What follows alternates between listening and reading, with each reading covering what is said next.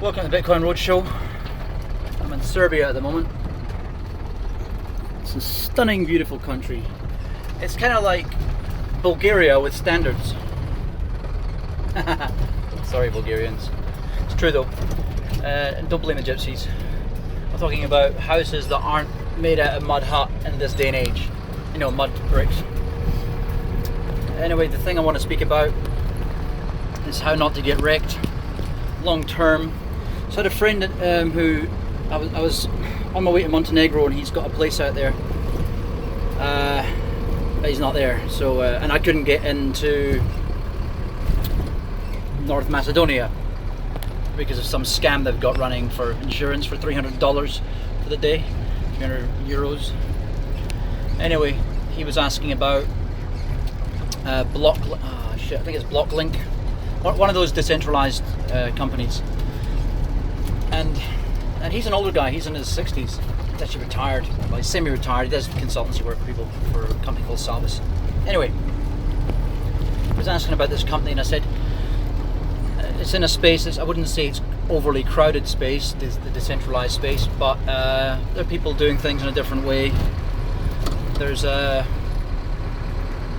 some that are doing decentralized internet. There's some that are doing decentralized services like Oracle, for example, or distributed Oracle. Probably a better way of saying it, really, rather than decentralized. It's still, if you have 4, 5, 6, even 20 companies controlling something, it still is centralized, because you can pin down the authority. You know what I mean? You can. The way here's a good thing to define. This is probably relating to people who are really in support of Ripple, for example, why people class it as centralized and why it is. If you can go after a currency, in this case validation nodes when it comes to Ripple, right? And you can actually, I think it's called validation nodes. They've got different terms, different blockchains, but different cryptos, right? But same kind of theory. If you're a government or a collection of governments, and you can actually attack for censorship reasons all of those operators, then it's centralized. And you could argue the case that, well, you could outlaw everyone who runs a Bitcoin node. Kind of hard to do, but let's say you could do that. So I suppose in that, with that argument that I've just given, it's just a more diluted form of centralization than Bitcoin is. But for all intents and purposes today, you can't block it by way of packet inspection of, for example, this guy in this house here, this little cute little cottage here, is running a Bitcoin node or a mining rig. You could possibly develop some tech to look for certain signatures that you would find, look for certain traffic type, trend analysis. I'm just thinking theoretically now. I could be well off the mark, but I'm pretty sure you could do something like that. So you could say in time that certain governments could block. Then you would have people, let's say, who have the satellites up. I can't remember the name of that company. There's a satellite link company. There's also another company, I think they're a South American Hispanic, or might be Spanish, company who are, sorry, my memory is really bad, but they've done what people were doing years ago with mobile phone apps, sending sound files via sound that you can't really hear with the human ear, but you can pick up on a phone, and you can send it using the phone speaker. So you could do the same thing with syncing up the blockchain, just by using effectively the Internet of Things, and not the way that you think IoT, 5G, that sort of stuff. I'm talking about connectivity using infrared and all sorts of stuff, right? Because any way something connects, it's an Internet of a thing, right? If it's networkable, then you can interface with it. Simple as that. Like a little waterfall back there. That's why I came up here. Serbia's a beautiful country. Anyway, so what I was telling him about this project, I said, look, it's not like 2017. We don't know if this market's going to pick up again as far as the altcoin market. So you might not get the easy funding. Those easy days like the dot-com bubble, they're probably gone. I think 2017 was the equivalent, even though there's been bigger spikes in Bitcoin before, and in, well, overall there's never been as much of a price spike when it comes to alts. That's why the Bitcoin dominance decreased so much. I think it went below 50% at one stage. And that's, if you go into coinmarketcap.com, you'll see in the top right hand side Bitcoin dominance percentage. That tells you what the whole coin market is, alt market is in comparison to Bitcoin, right? So although there's been bigger spikes in Bitcoin in the past, from not even 1 cent up to $1, that's a massive spike, over 100x spike there, till April 2011. There's been 7 bubbles. There's never been one where you could run effectively an IPO or something that was outside of Bitcoin. It was so distributed as far as the so diverse, the range of projects you could run, or not even run. You could just basically say that you're doing something. You could get one of these pumping companies that basically they will basically list your coin. They'll put fake activity on exchanges, make it look like you've got activity going on there. By the way, this is the reason why people like Andreas Antonopoulos calls most altcoins shitcoins. It's not because he thinks that all projects are shit. I'm sure it's not. It's because most projects are shit. Most projects are when money men get involved in something, all they see is dollar signs. They're unscrupulous assholes. And if you imagine how people like Bernie Madoff acted in a regulated market, you can only imagine how these same assholes will act in an unregulated market, right? You need to wake up to that fact, right? And this is why you need to, if you're going to get into alts, although you can look at Bitcoin and say if it reached there before, it will reach there again, based upon the previous 7 bubble cycles, right? And not just that, based on previous growth cycles, you can base it on trend analysis, right, as well as technical analysis. I suppose the two are intermarried, but you can't do the same thing with alts. These were done through pulling the wool over people's eyes. Bitcoin was done honestly from the get-go. Some people disagree with that, but the reason why it's like the flat earth theory. So many, besides the fact that most things fall down to plain like grade school physics, you get to the point you think, well, why would people do that? Why would you go to all the effort of running such a big conspiracy? What does it buy you in the end? If you're capable of doing such a conspiracy, you're capable of just dominating people with the foot over their neck in the first place. Why would you have to go to all these games? Not saying that there's not conspiracies, not saying there's not games being played within this the allowable rules that they have, but look at this here.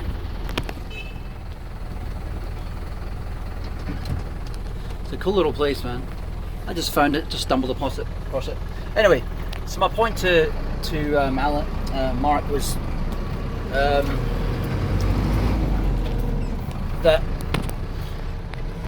you're better off, like I keep on saying in every video, 80%, but if you don't want to go 100% Bitcoin, or even just 5% Litecoin, you're better off just going heavy into it in some way. I still think no less than 80%, and just throw a few bucks here and there at these long shots, because they're going to be longer shots than they were before. Things like Chainlink, for example, we have yet to. I'm not buying heavy into that until we've actually proved that it works. There's actually another project who does similar stuff to blockchain, I can't remember the name of it, to Chainlink. I'll mention it in one of my future videos. I'll make a point of going back, because we're going to actually check Chainlink and a different one to do the multi-blockchain smart will that we want to do. Because obviously you can't apply, there's going to be difficult to apply a Ethereum smart contract to have any effect on Bitcoin, for example, or Litecoin. So you want to, I won't get into the story, but anyway. So yeah, just throw chump change at these other things. And everyone throwing chump change together, if it's a good project, it's still going to raise money. See, the thing is, Dan Larimer was laughing at the world, literally laughing at the world when he raised 350 million, or Telegram with that's ridiculous. I think Telegram raised 1.5 trillion. It was just ridiculous. 1.5 billion, sorry.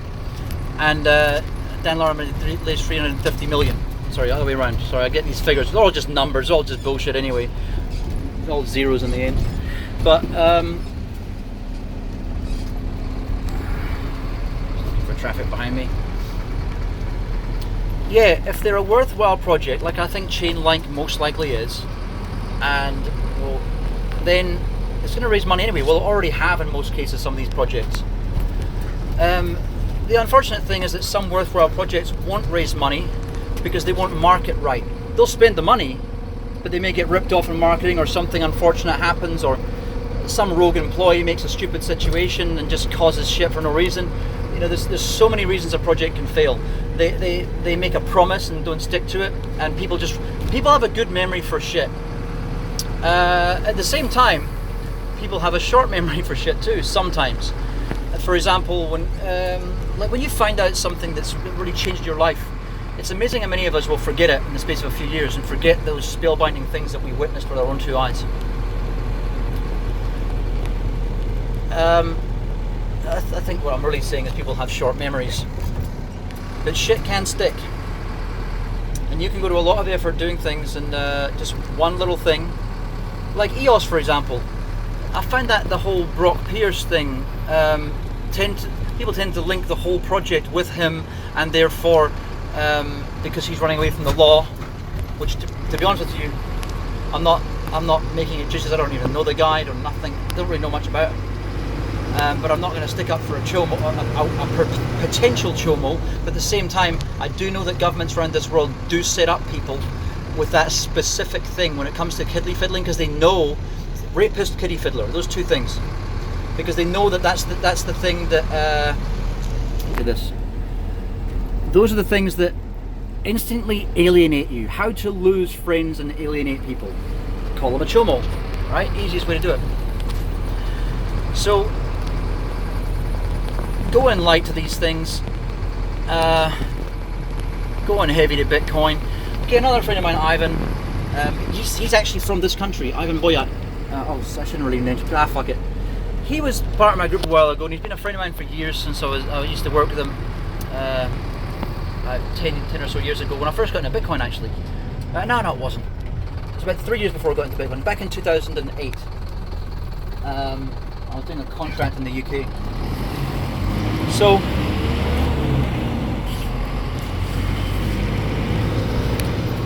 he left the group, the Cryptoversity group, and he's unfriended me. I'm assuming what he did was he bought in heavy when it was 20k.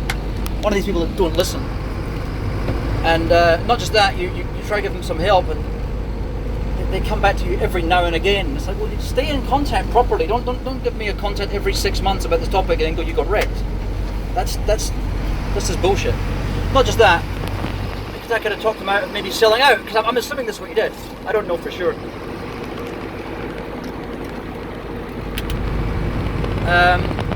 But yeah, I can only guess that. He had plans to come back here actually. I don't know why he's still in Great Shitton. This is cool. I'm in the east of the country now, southeast. So, yeah, so I never heard a word from him. Then I was going to tell him I was coming here to Serbia, and then I noticed he wasn't on the group. It wouldn't be the first. I think there's 2 or 3 other people like that. Not a majority, a very slim minority. Oh, cool. This is awesome. Oh, it's not even a train tunnel. It's just a hole through a rock. Huh. Cool. Maybe it was a previous road down at that level down there. Anyway. Yeah, anyway, yeah, who knows what happened, but I'm just going to go with it that that's what happened. Yeah, that's right, I wrote to him on LinkedIn, I didn't get a reply, so he's still on there. So I'm almost certain that's what happened. So let's say he bought at 20k and sold out. Well, he was already 2/3 the way to making his money back if he just held on back to when it was 13,900. If he wanted to be a sellout like that, you know? It's quite obvious he's going to go to 20k again. But I mean, what I wonder about, I don't really give a shit about me. I don't care what people really think of me. I care about waking people up. If I care about what people thought of me, I'd be around people more. I can't stand people for the most part. That's just human nature. Sucks. Most people are cunts, and I can't stand the human race. Just in general, it's just like there might be some nice, some nice cockroaches out there, but most of them are just fucking horrible, disgusting little things. And there might be nice. Let me think. What else? Let me think of some creatures that I can't stand. Mosquitoes. There might be some mosquitoes that go, oh, I really don't want to do this, but you know, I'm gonna suck that person's blood anyway. I'll try to be easy. I try won't make it itch too much, you know. But most of them are just horrible creatures, right? Well, that's humanity. Most are so selfish. Most people spend all their time trying to not just make money. This is what I can't stand about this whole greed situation surrounding Bitcoin and cryptocurrency. It's not as primitive as Bulgaria.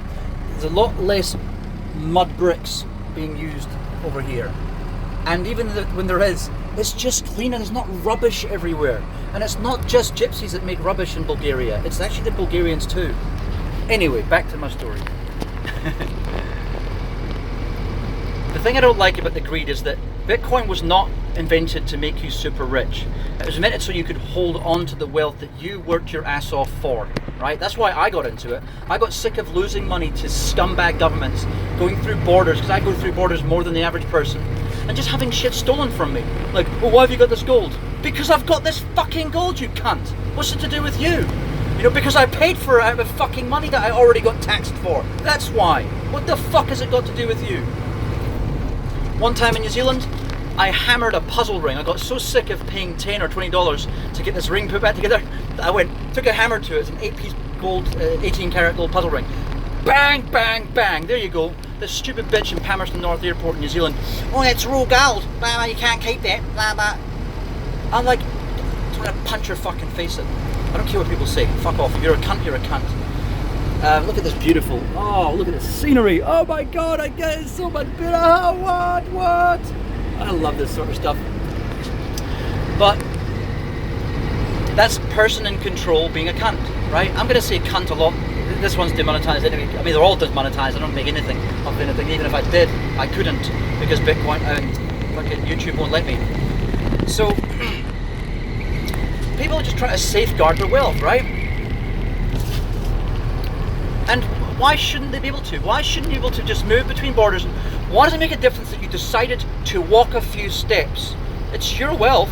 You paid tax on it. You paid duty on it, because when you paid it in the country that you bought it in, it had duty. And it probably already, in the case of gold and silver, probably already went back and forth multiple times between all the governments that stole from each other in the past. You know what I mean? So it's already had duty paid on it. That's what pisses me off about this sort of situation. This is why I fucking detest governments, right? So when people come along, and it's like, when I don't like giving advice to even some of my closer friends who ask about, oh, what do you reckon this one? They just want to make money and get out. I don't really want to help you very much. Sorry guys, but I don't really want to help you. If you're there just for your greedy things to say, how can I turn my $100 US into $10,000 US? Of course I can fucking help you do that. But do I want to help you do that when you're going to come back out and you're just pissing on the very thing? These are the situations where you get people in countries who they don't put any input into making somewhere better, but they want to take all the spoils. That's why I can't stand socialism, for example. Oh, let's just come straight over from Afghanistan and get put on more money than a household with kids that were born in the UK to people who've worked in the UK and can't find work. And now you come fresh off the boat and you've got a family of 10 that you want to increase to 15. Of course I'm gonna say that you're a piece of shit. You know what I mean? But the worst pieces of shit are the government that make it happen. All this, what's it called again? You're trying to make yourself look good. What's it called again? I'm not going to bother trying to struggle for the fucking word. Oh, look at this. But yeah, so these projects, that's why even with Mark, he's a bit of a finance guy, right? You know, he did a computer program years ago for the finance industry, and like a lot of those guys I know from Jersey, the island of Jersey, not near New York, but he, you know, being money guys like that, I don't want to be. I know they're just going to come straight back out of it again once. Oh look, I've taken my profit. That's not what crypto's about. Crypto's about getting rid of these fuckers, eh? It really is. It's about, the whole thing was to do with well, there's previous attempts, of course, eGold and a whole bunch of others. BitCash, I think, was the other one, or yeah, there's a whole bunch of others that came all the way from the 1980s, all the way through. But it was the best one that solved the double spend problem and the censorship resistance problem, right? Decentralization.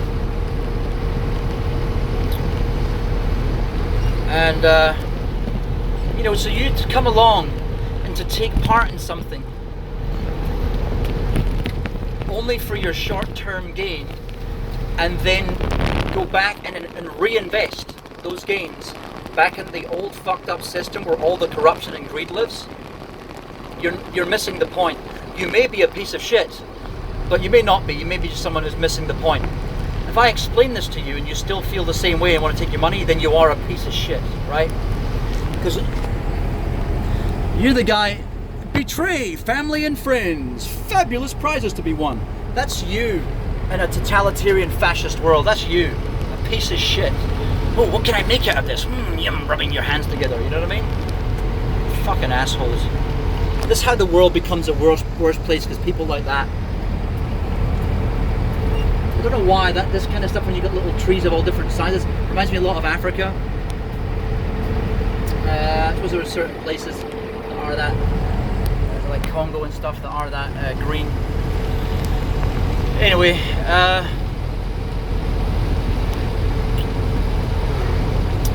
yeah, so let's say you are interested in those projects. Please just, you know what? If you've got a passion behind a certain industry, invest your cash in it. If you're just doing it for the money at the end of it, you and I have nothing to talk about. I've got nothing to tell you. I don't really want to start. I want to stop sharing that kind of knowledge with people now.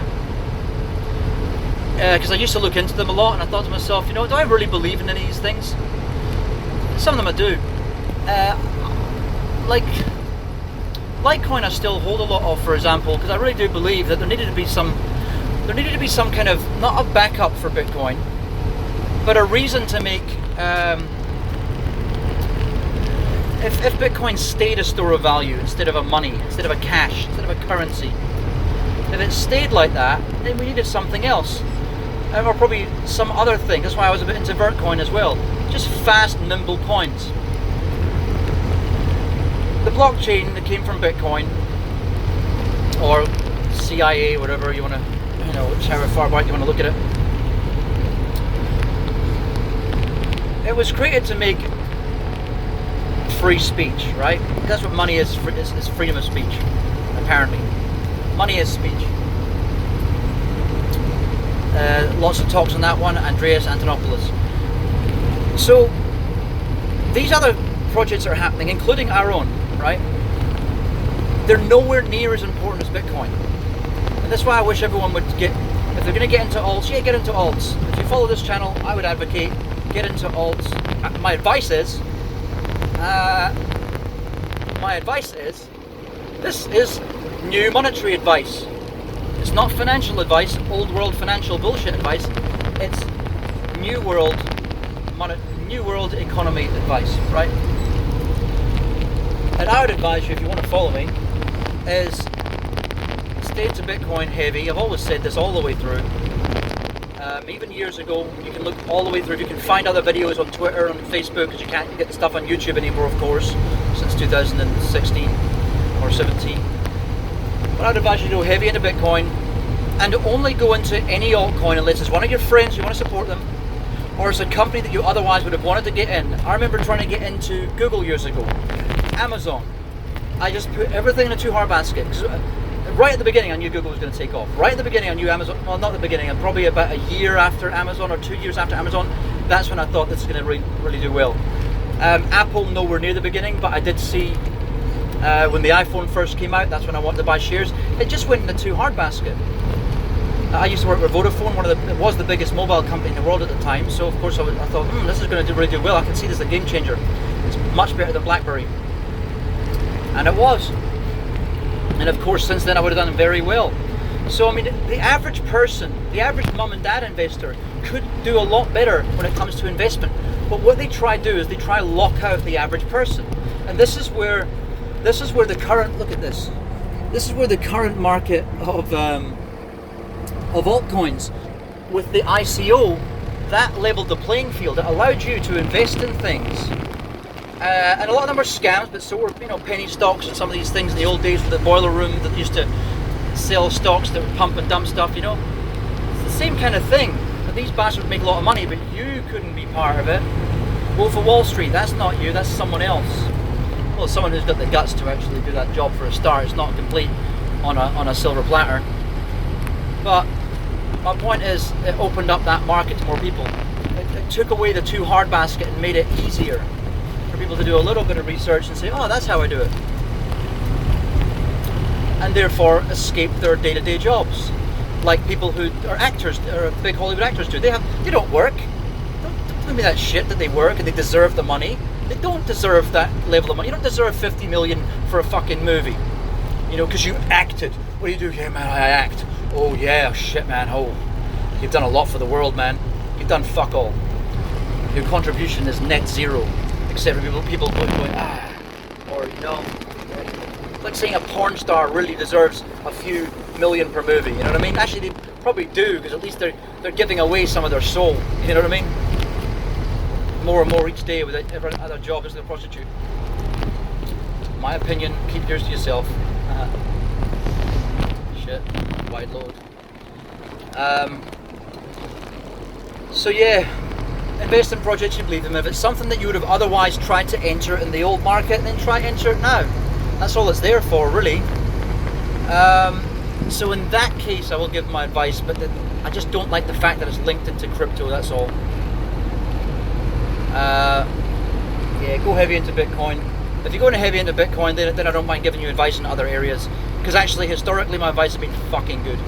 But historically my advice, if given the kind of money, seed funding that some of these hedge funds get, I would have made hundreds of billions. And it's not a maybe, it's a definite. As I say, even if you look back through my videos, you can see that. But way before crypto, way back in the day, just even the invention side of things, God's sakes, some of the things I invented that came out later on that have made a shitload of money, and some of the things that haven't made a lot but they've still made millions, you know what I mean? The ideas, is that right here? Belgrade? Yeah, it is. Beograd, Belgrade.